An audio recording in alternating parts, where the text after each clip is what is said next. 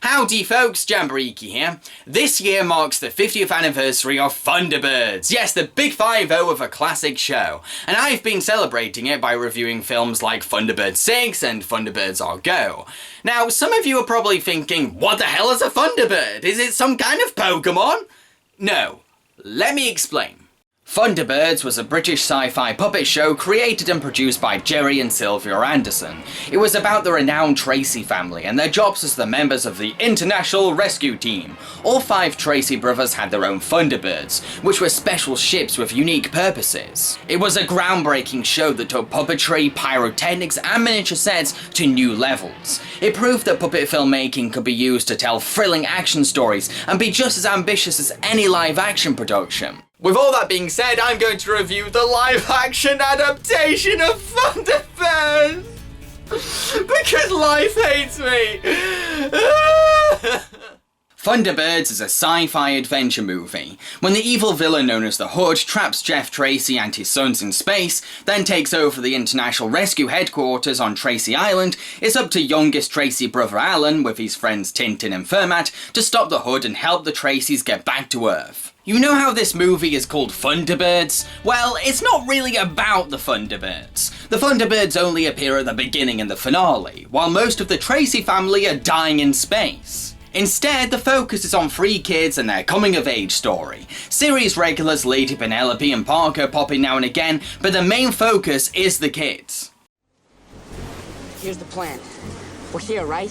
So we go along the shore, around the base of the mountain to the access road here, and then up to the transmitter. So what do you think? Good, except that we're here, not there, and the transmitter is there, not here. We have to go through the jungle. So the filmmakers are more interested in the child characters than the Thunderbirds themselves. Okay, fine, that's the kind of movie you want to make. Do you do a good job of it though? No. No, you don't.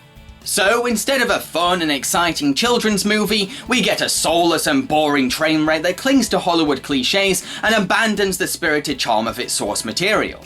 The child characters themselves aren't even that interesting. They're just typical token kids you see in films like this. The cool one, the smart one, and the girl. Yes, it's that offensively bland. The writing for this movie is also an awful mess. The dialogue is mainly made up of corny, throwaway lines and awkward, cringy conversations that are completely unnatural.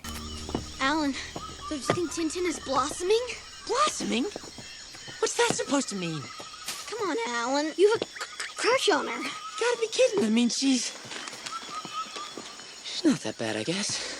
The film also underexplores its ideas. For example, at one point Tintin finds out that the Hood is her uncle, and then later we find out that she has the same telekinetic power as the Hood. And she's clearly aware of this power. She can control it at her will. She's not surprised she has it. The film never fully explains her connection with the power or how she knows about it, and just relies on because he's her uncle as the only reason to support the idea. To make things even more frustrating, she only uses her power twice in the whole film. There's loads of opportunities for her to use it, yet it's like she's forgotten she has it half the time. What's the point of giving her an awesome power to control things with her mind if the movie isn't interested in fully embracing it? What surprises me is that this is one of the only things that the film doesn't hammer into the audience. Yeah, this movie is full of really forced exposition. Hey audience! Tintin and Alan have a crush on each other.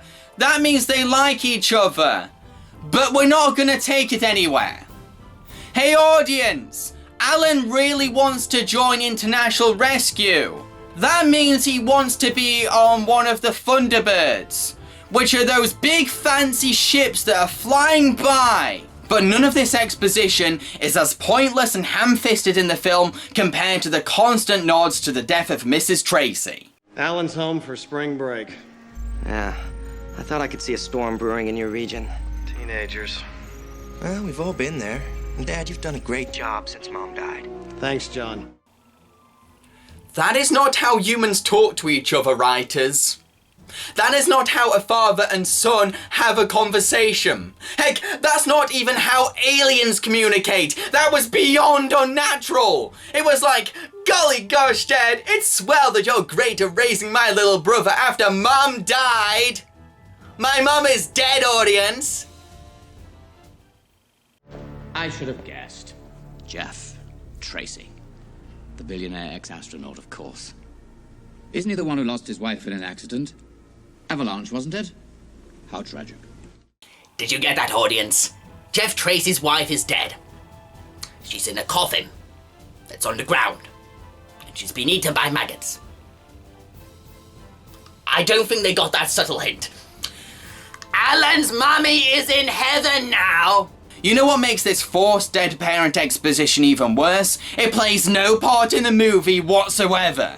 Yeah, she's brought up a few times. That's it. She's got no bearing on the narrative or character arcs whatsoever. So what was the point of letting the audience know this? So the writing is terrible, surely the actors make up for it with their performances. Not really. They do what's required of them, but they're pretty wooden and awkward. Maybe he can read minds or control minds or something. Don't be silly, Alan. Everything can be explained by science. I'm just trying to figure out his weakness. Everybody has an Achilles heel, right? Well, my Achilles heel is actually my Achilles heel. I think the only actor who doesn't seem to give a shit is Ben Kingsley as the Hood, who is clearly only in the film for a check. He's not intimidating and he's not even that bad in a fun way. He's just bad. Apparently the island is not as secure as you thought. Children? Did you find any children? Here they are. Thunderbird 2 silo in the loading arm. Right, so the writing is rubbish, the acting is average at best. Surely this movie is funny. Hell freaking no! The film does sometimes try to be funny, but what it counts as humour is patronisingly mediocre. The two running jokes in the film? Cartoon sounds play when characters fight each other, which actually ruins the tension in fight scenes because it makes them less serious and just plain obnoxious. And the Hood's female minion is conventionally unattractive. Yeah, that's a joke in this movie, which just comes off as shallow on the film's part. So, movie, are you telling kids to laugh at people who they find unattractive? Good lesson there, movie. I'm sorry, but I'm really struggling to find anything of quality or value in this film.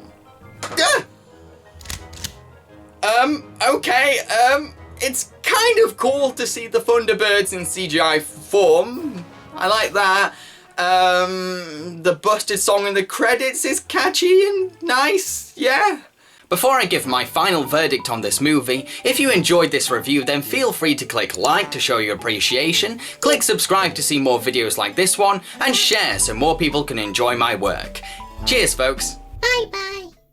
To conclude, Thunderbirds is pretty much the worst live-action movie I've ever reviewed on this channel. Yes, even worse than Dragon Ball Evolution. It's a boring and patronising movie with little to nothing to offer. There's no passion behind it, and it's like the filmmakers felt obliged to make it. Thunderbirds fans will hate it for losing the charm and spirit of the show, and average movie-going adults will get nothing at all from it. But kids might enjoy some of the goofy antics and familiar tropes, although some may get bored from the lack of Thunderbird rescues and serious action. I'm going to give 1 lazy strawberry out of 5 to Thunderbirds, but if you enjoy being jabbed in the eyes with syringes or rudely pissed on by a complete stranger, then you're going to love Thunderbirds.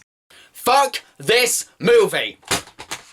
Anyway, in the next episode of Jam Bites, I'm going to review something more Halloween festive to celebrate the season. It's called The Woman in Black, starring Harry Potter. Cheerio, folks!